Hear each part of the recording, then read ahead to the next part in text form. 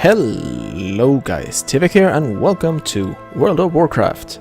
Yes, I'm going to play World of Warcraft. Most of you guys probably know that I already play it, but I haven't been recording it, so I thought we'd do a little bit of that. I was just looking through the races and the classes that we have, and I realized I don't have a Panda Warrior, and the music is loud right now. Let me just fix that. There we go. So, I don't have a Panda Warrior. So I thought I'd jump into game as one. And he was looking so awesome with that warrior armor on, and then plop, nothing. Let's see. What do I want? Let's randomize for a while and see what we get.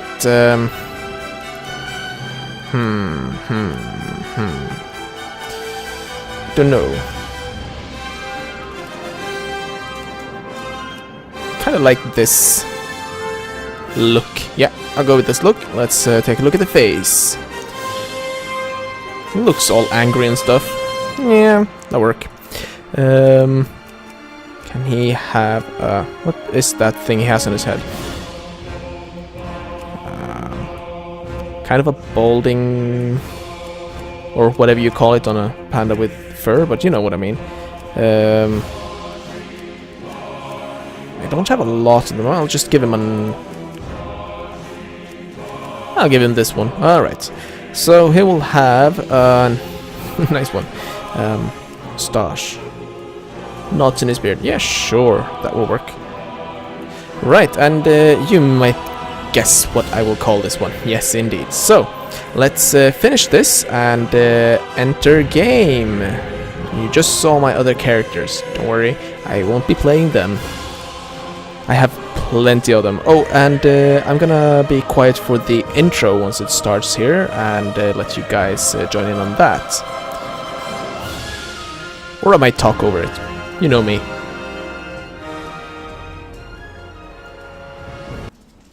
You are a Pandaren, born and raised on the mysterious Wandering Isle. While many of your fellow Pandaren prefer a tranquil life, the lure of adventure burns in your blood. Recently, the Wandering Isle has begun erratically weaving about the world's oceans.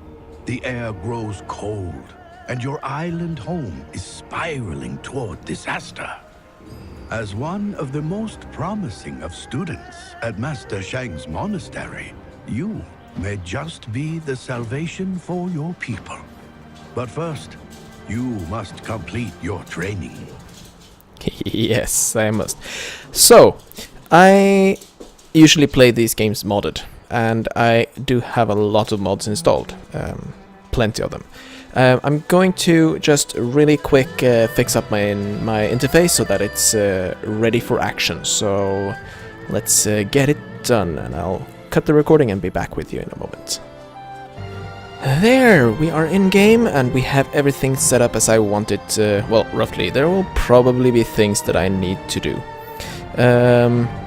So, before I get rolling, I want to let you know that I have turned off, in this one I haven't actually turned off the actual channels, which I will, I think. No, it's just character names.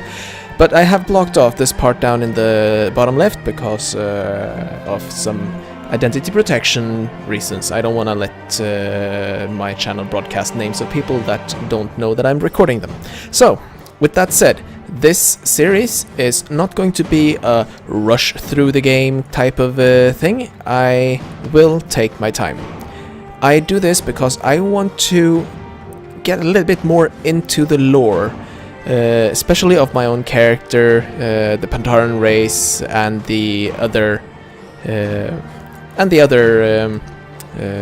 quests that we get to. So I will be reading quests, I will be going through things, and yeah, we'll see what happens as we go along. So let's check this quest. That was my dog barking. Anyhow, I am fresh To my training, yes, and my first task is complete. No, it's simple. To speak to Master Shangxi. Okay, well, we can do that. Definitely. Hello. Our greatest trials yet lay before us. Indeed, the greatest triumph yet lies before us. Yep. Today's the day when your fate will be decided. Do you have the strength and hardness to be a warrior, or are you destined to a life working the fields? Each has its place, but I can sense that you aspire to greatness. Let us begin our training, my newest pupil. Well, thank you. It is good to see you, So, student. first I will need a weapon suited to my talents. A sword from the weapon racks that I need to bring back to Master Shangxi. That doesn't really sound that difficult, so let's go, shall we? So, I've been playing World of Warcraft on and off since the game was released, more or less, which is kind of a long time. There we go. I have a trainee's sword. Let's equip it. Okay, that's yeah, an odd one, but it's a two-hander. It works for me, and it's a game that I really enjoy. It's a good game. Let's just state that it's probably one of the best and most that were ever made, and they still work on the game to make it even better, and it gets more advanced as time goes. Yeah. So a fine weapon. It should suit my needs well. Yes, let's put it to use. Yes, I need to be observed while using this weapon, so I'm gonna go for the training targets in the training grounds and practice some attacks, and I need to destroy 5 of them to get some arm guards. Can do that. Let's go.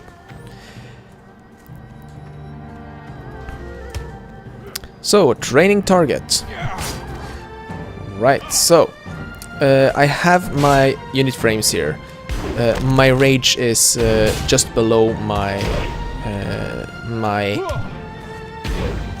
character health bar here. So that's one.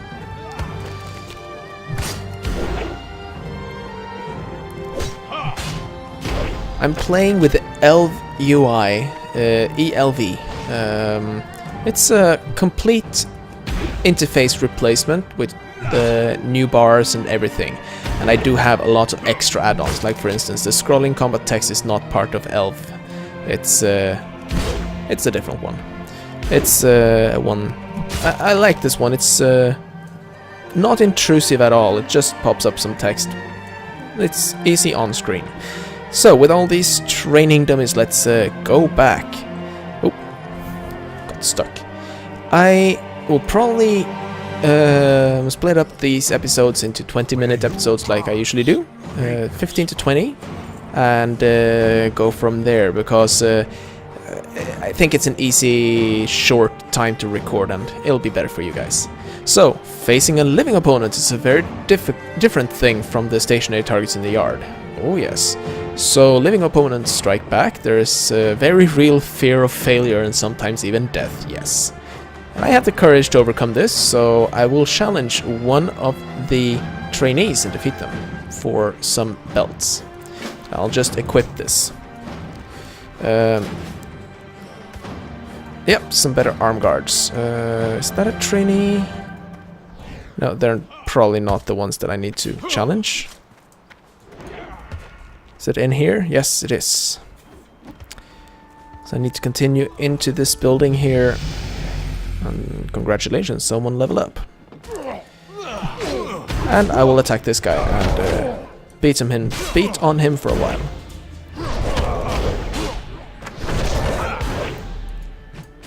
Fairly simple. This is the part with the warrior that is kind of slow though. They don't do a lot of damage in the beginning. Because, well, they don't really have any abilities. So let's take a look at warrior. I will get charged once I level up to level 3, and victory rush should be a good one as well. So we'll just continue attacking these guys. I'm not gonna play it role-playing though, because, well, the server is not a role-play server, but I will be reading lore and go into that kind of thing. So, for instance, this here.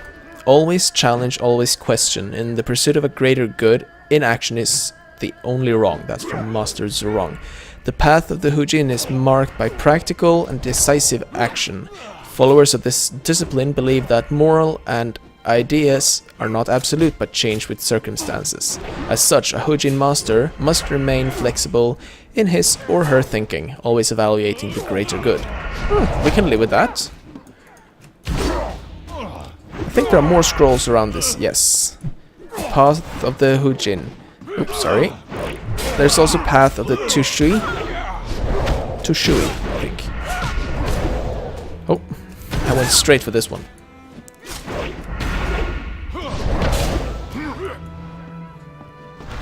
So let's take a look at this one. Discipline is not a war that is won, it's a battle constantly fought by Master Feng. The way of the Tushui is one of a principle life. Followers of this discipline believe there is a moral certainty to the world, one correct path of right and wrong. These values are immutable and must be preserved no matter what the cost, even if it means self-sacrifice or painful losses in the pursuit of a higher ideal. Okay, that's the opposite of this path of the Huyin, I think. More or less. Path of the Huyin. Oh, that's the same one. Oh, okay, so the same one's around here. Master Shang is here now, so... Never forget kindnesses. Okay. Most of the other trainees have been here for quite some time, and I were able to match them. Thank you. And I leveled up. It's kind of fast in the beginning. So, I should now... every wisdom has a time and place, and times are changing for those of us living here on Shenzin Su. For this lesson, I would ask two things of you. For the first, I hold a flame in my hand. Gather your wits, and when you think you are ready, attempt to snatch the flame. Should you succeed, I want you to then climb to the top of this temple and burn the Edict of Temperance that you find there. Okay?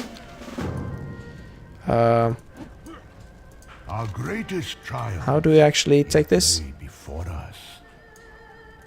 My time is past, but your time approaches swiftly. Oh, okay.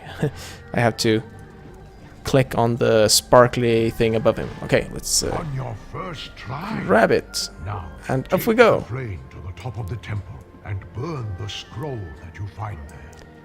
Running past all these Hujin trainees. A great circle around.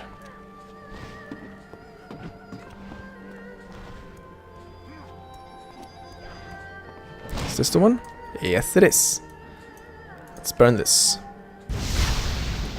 Whoosh! Yep. And down we go. Shall we... Yeah, we'll jump down. Be a bit faster. I'm bouncy as it is.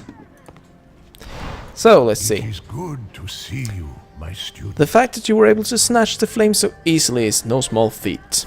The Edict of Temperance is a scroll of wisdom passed down from my elders' elders. Wisdom from a more peaceful time. Okay. And I just burnt it. Isn't that bad?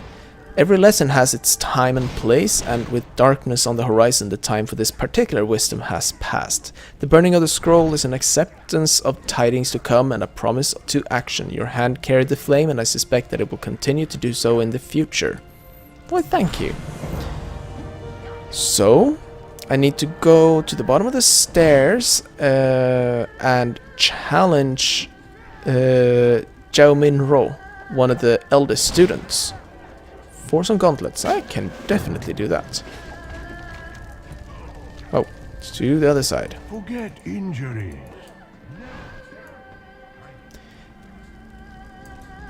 So what I really like with this game is that it's simply stunning graphics for a very simple design of graphics.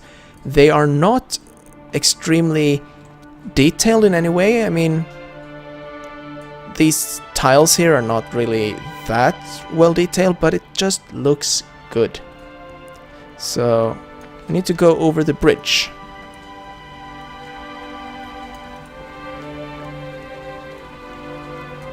Here he is.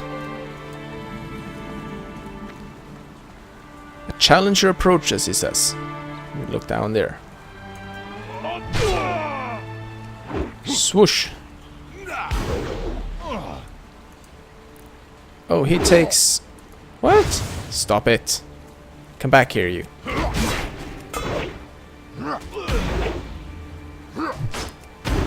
This is gonna take some beating, I think. What is he doing? He turned into a bird and fell down and hurt himself. Okay.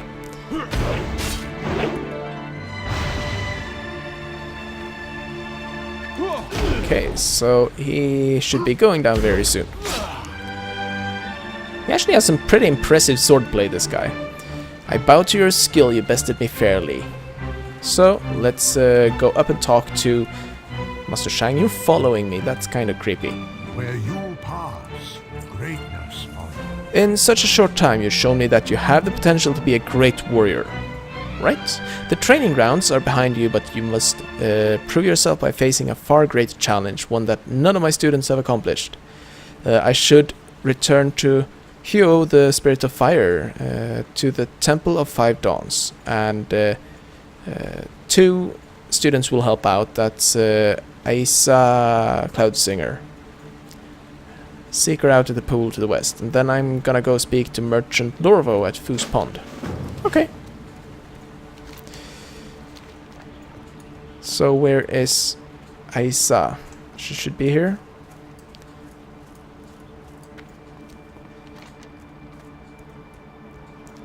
At the pool to the west. We'll head west along the road. And I actually have a macro that helps me up the graphics a bit. Oh, it's already active. It's it fills the ground with more of this clutter, the grass and stuff. So it's very nice. What are these? Hey, sprites. I should probably say that I have a couple of characters at level 90 already, and I play them, but I thought I'd play this one all the way up to level 90, and then we'll see where things go from there. Where is... Oh, there is Isaac Cloudsinger. She's balancing on a leaf. Okay. Welcome. He came to talk to her for help, but yeah. I shouldn't interrupt her and shouldn't speak to her until her routine is done. Okay. He has some problems with some forest sprites. I'll help out with that. Items of utmost importance. Amberleaf scamps swarmed my cart and stole most of the training supplies I was bringing up to the training grounds. They've always been troublemakers, but they've never been this aggressive before. I don't know what happened, please help. Yep. And the missing driver, he went running off after the sprites just after they attacked. I don't think they'll really do him any harm, but I need him back. Chase them off to the cliffs to the north. Okay. May the Let's go. Protect you. So I think we are coming up to an end of this episode. I will, however, hop over and show you what add-ons I have. So why don't I just log out and be right with you. And here we are at the login screen, and I have conveniently blacked out the characters on the side here. Not very professional, I can see that. I'm not really cutting this part. Anyhow, add-ons.